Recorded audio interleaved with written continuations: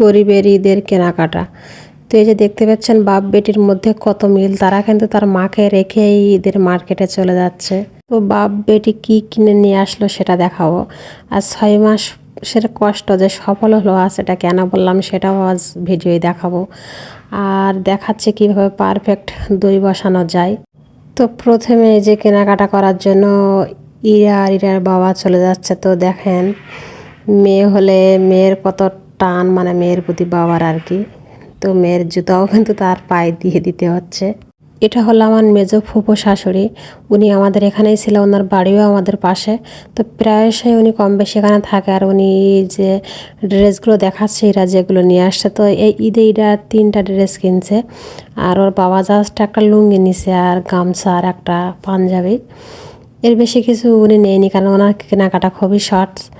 আর আমি আগে দেখাইছিলাম যে আমি 4টে 3 পিস নিয়েছি একটা ভিডিওতে, তো সেজন্য আমি এখন আর কিছু নেইনি। তবে 3 পিসগুলো রাফ ইউজ করার জন্য নিয়েছি, কারণ ঈদের দিনে আমি তেমন কোথাও ঘুরতে যাওয়া হয় না। আর আমার আগের একটা ভিডিওতে আমি দেখাইছিলাম যে পিঁপে পেড়ে আনছিল ইরার বাবা, তো সেই পিঁপেগুলো আমি রেখে দিয়েছিলাম একটু পাকার জন্য। তো দেখেন পিঁপেগুলো কিন্তু পেকে গেছে খুব ভালোভাবে। তো ভাবলাম আমি ওগুলো একটু কেটে এখন ফ্রিজে রাখলে ঠান্ডা হলে ইফতারিতে একটু খেতে ভালো লাগবে। তো সেজন্য আমি পিঁপেগুলো কেটে নিচ্ছি। আর ভিতরে যে দানাগুলো ওগুলো কিন্তু আমি রেখে দিয়েছি, মানে এর থেকে আবার গাছ বসাবো বা চারা বের হবে সেজন্য। আর এই যে একটা অর্ধেক পিঁপে রেখে দিয়েছি, এটা কিন্তু আমি আমার যা দেব, মানে আমরা একই বাড়িতে তো 2 যা থাকি, তো যা খাই কম বেশি ওরা আমাদের দেয়, বা আমরা যা খাই ওদেরও তাই দিই।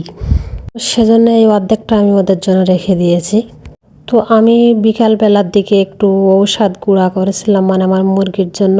কেন জানি ওদের দেখে মনে হচ্ছিল যে একটু অসুস্থ মতো, কারণ এখন যে একটু ঠান্ডা গরম পড়ছে, ওয়েদারটা একদমই ভালো যাচ্ছে না, সেজন্য মনে হচ্ছে যে আমার একটু নর্মাল মতো। এই যে দেখেন অন্যদিন ছাড়া মানে ছেড়ে দেওয়ার পরে কেমন লাফালাফি করে, আজকে সহজে বেরোতে চাচ্ছে না, ওদের একটু তাড়াহুড়ো করে বের করতে হচ্ছে। তো ওষুধটা দিয়ে দিলাম। আর এই 6 মাসের কষ্টর পর যেটা ফল পেলাম সেটা হলো ডিম পাড়ছে আজকে আমার মুরগি একটা, দেখছি আমি আগে দেখিনি, মানে ওইটা খোলার পরে দেখছি যে ডিমটা পেড়েছে ওখানে।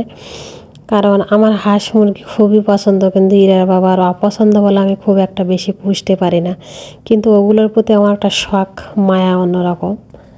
আর এই যে দেখতে পাচ্ছেন কোয়েল পাখি, এখানে 7টা কোয়েল পাখি আছে, ইরার বাবা ইরার জন্য এনে দিয়েছে, ওগুলো ওকে খাওয়াতে বলছে, তো সেজন্য আমি বাড়ি রাখছিলাম।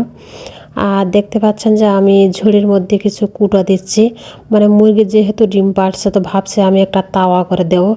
আমরা কিন্তু এটাকে তাওয়া বলি, অন্যরা কি বলে জানি না, তাদের দিকে হয়তো অন্য কিছু বলতে পারে। তো আমি ওইটা করে দিচ্ছি যাতে ওইতে বসে ডিমটা পাড়তে পারে। এগুলোকেও খেতে দিলাম। আর এরা যেহেতু খুব দই পছন্দ করে, তো সেজন্য আমি দইটা বসাতে এসেছি। তো আপনারা কেজিতে, মানে 1 কেজি দুধের মধ্যে 250 চিনি দিবেন। যারা খুব বেশি মিষ্টি খেতে চান তারা 300 দিতে পারেন। অনবরত নাটটা জ্বালিয়ে নেবেন খুব ভালো করে, ভিতর যেতে যখন একটা ঘ্রাণ বেরোবে তখন কিন্তু ওটা নামিয়ে নেবেন। দিয়ে আমি কিন্তু দেখেন এর ভিতরে এই যে টক দইটা ফাটাইয়ে ওর ভিতর দিয়ে দিয়েছি।